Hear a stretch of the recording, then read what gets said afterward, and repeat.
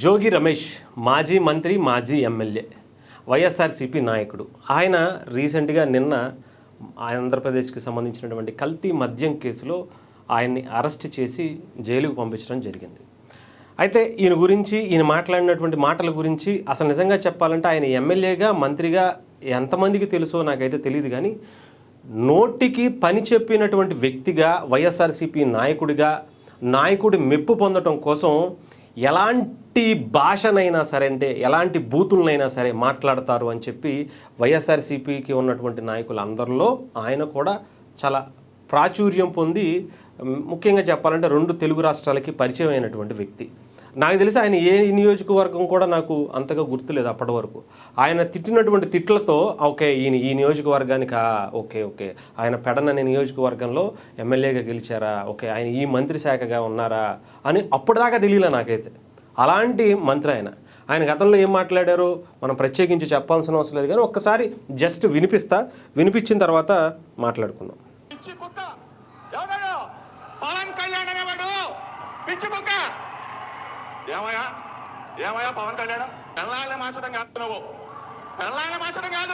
ఇది ఆయన మాట్లాడినటువంటి మాట. పెళ్ళాలను మార్చడం కాదు, ఒక బహిరంగ సభలో ఏమయ్యా అంటే ఆయన ఎవరైనా అసలు ఒక మనిషిగా అయినా సరే గౌరవం ఇవ్వాలి కదా. ఆయన ప్రతిపక్ష పాత్ర లేకపోవచ్చు, ఆయనకి అధికారం లేకపోవచ్చు, ఆయన కనీసం ఎమ్మెల్యేగా కానీ, ఆయన పార్టీకి సంబంధించినటువంటి వ్యక్తులు ఎవరు లేకపోయినా కానీ ఒక మనిషిగా అయినా గౌరవించాలిగా.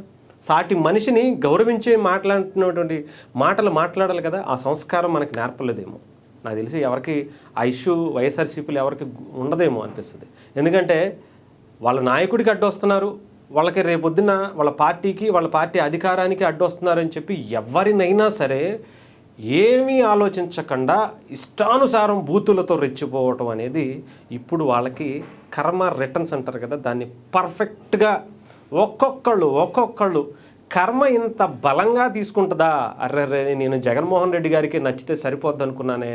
కానీ కర్మకు కూడా మనం మాట్లాడేటువంటి మాటలు నచ్చాలి, లేకపోతే ఆ కర్మ మనకి తిరిగి ఎలాంటి కర్మను చూపిస్తుందో ఈసారి ఆంధ్రప్రదేశ్లో వైఎస్ఆర్సీపీ నాయకుల పనితీరు, వాళ్ళ మాటలతోనే ఈసారి క్లారిటీగా అర్థమవుతుంది. అయితే ఇంకొక విషయం ఇక్కడ ఏంటంటే, ఆ పార్టీకి సంబంధించినటువంటి ఇప్పుడు ఎవరైతే జోగి రమేష్ గారి వాళ్ళ భార్య కొన్ని అమూల్యమైనటువంటి అద్భుత ఆణిముత్యాలు మాట్లాడడం జరిగింది. నిజంగానే ఆణిముత్యాలు ఎక్కడ ఆవిడైతే బూతులేం మాట్లాడలేదు. కానీ ఒక్కసారి మీకు వినిపించే ప్రయత్నం చేద్దాం, దాని గురించి కొంచెం వివరణ తీసుకుందాం. రాజకీయంగా ఇబ్బంది పెడుతున్నారండి. రాజకీయంగా ఇబ్బంది పెద్ద ఆయన చంద్రబాబు గారు కూడా మనసాక్షి ఉంటది కదండి, కొంచెం ఆలోచించాలి.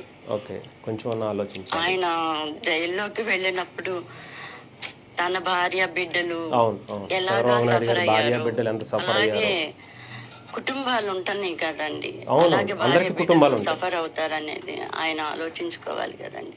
పెద్ద ఆయనగా ఆలోచిస్తారని అనుకుంటున్నానండి. నా భర్తని మళ్ళీ క్షేమంగా పంపిస్తారు, ఇంటికి పంపిస్తారని ఆశపడుతున్నాను. నిజంగానే మంచి చేస్తే మంచి చేసినట్టు పంపిస్తారు, చెడు చేస్తే చెడు చేసినట్టు పంపిస్తారు.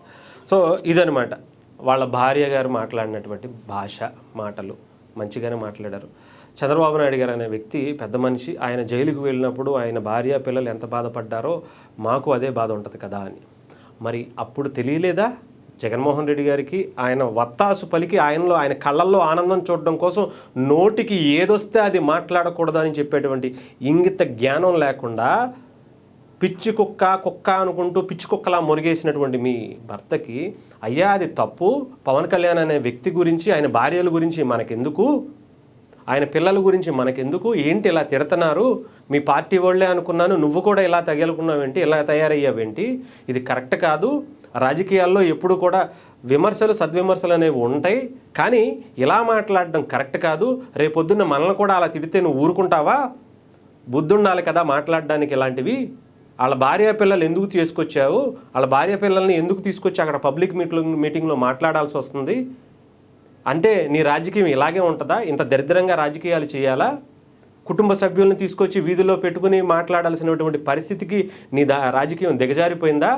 అలా మాట్లాడకపోతే నువ్వు గెలవలేవా? అలా మాట్లాడకపోతే నువ్వు మంత్రి పదవి రాదా?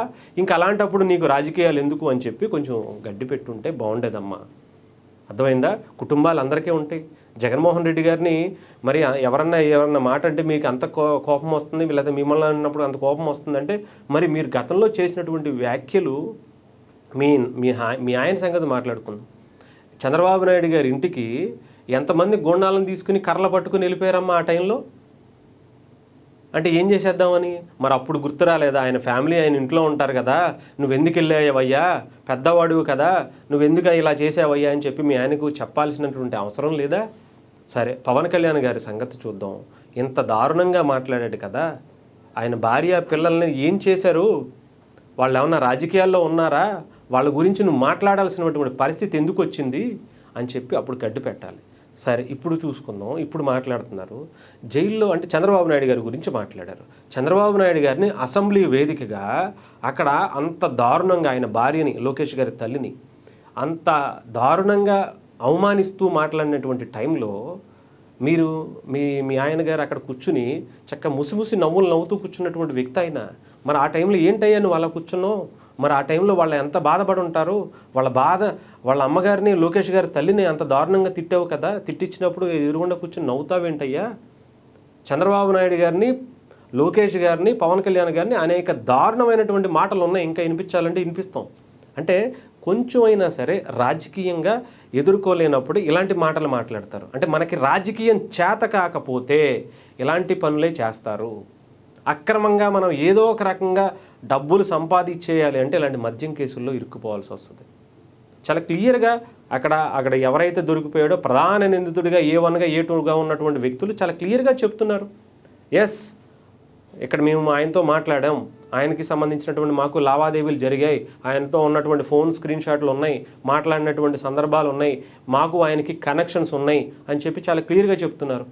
అంత గొప్ప వ్యక్తి అయితే మాకు దానికి సంబంధించి నేనేం తప్పు చేయలేదని చెప్పి కోర్టుకు వెళ్ళాలి, కానీ దేవుడి దగ్గర వేసి వెళ్ళిపోయి దొంగ ఏంటిది ప్రమాణాలు చేస్తే సరిపోద్దా? నిజాయితీ ఉంటే ఇప్పుడు ఆ కోర్టు నుంచి బయటకు వచ్చి మేము ఈ కేసుకి నాకు ఎటువంటి సంబంధం లేదని కోర్టుకి సాక్ష్యాలు ఇవ్వండి, అప్పుడు మీ నిజాయితీ ఏంటో తెలుస్తుంది. అంతేగాని ఇలా నోటికి వస్తే ఏదొస్తే అది మాట్లాడేస్తే తర్వాత మొన్న ఏదో ఇంటర్వ్యూలో కూడా చెప్తున్నాడు ఆయన, నేను ఇంకా మాట్లాడలేదు, నేను అలా అనలేదు, నేను ఆయన ఇంటికి వెళ్ళింది వేరే గురించి, ఇలాంటి ఈ మాటలు అప్పుడు మాట్లాడకూడదు. అంతేగాని మనం ఏది పడితే అది మాట్లాడకూడదు. రాజకీయాల్లో హుందాగా ఉండాలి. మనం మళ్ళీ ఇంకొకసారి ఏ పార్టీ అయినా సరే రాజకీయంగా ఏ పార్టీలో అయినా ఉండొచ్చు, ఎవరైనా సరే గెలవచ్చు, కానీ హుందాతనం అనేది ఉంటేనే మనకి ప్రజలు ఓట్లేస్తారు, ప్రజలు మనల్ని బయటికి వెళ్తే గౌరవిస్తారు, మన కుటుంబాన్ని కూడా గౌరవిస్తారు, వాళ్ళ పిల్లల్ని కొంచెం జాగ్రత్తగా మనం మాట్లాడేటువంటి భాషతోనే ఒక రెస్పెక్ట్ అనేది ఇస్తారు అనేది రాజకీయాల్లో ఉన్నటువంటి మీలాంటి వ్యక్తులు తెలుసుకోవాల్సినటువంటి భాష. పవన్ కళ్యాణ్ గారిని పిచ్చి కుక్కతో పోల్చారు. ఇప్పుడు చాలామంది జనసేన అభిమానులు కావచ్చు, ఇప్పుడు ఉన్నటువంటి కొంతమంది ఏమంటున్నారంటే ఆ పిచ్చి కుక్క వాగినటువంటి వ్యక్తుల్ని తీసుకొచ్చి కుక్కల వ్యాన్లు ఎక్కించుకెళ్తున్నారు అని చెప్పి. సో చూడండి, ఆలోచించండి. కర్మ రిటర్న్స్ అంటే ఇంత బలంగా ఉంటుందా? మన నోటి దూల ఏది పడితే అది మాట్లాడేస్తే ఎంత జాగ్రత్తగా కర్మ మనకి తీసుకొచ్చేస్తుందో ఈసారి మరొకసారి స్పష్టమైనటువంటి పరిస్థితి అయితే జోగి రమేష్ గారి రూపంలో కనిపిస్తుంది.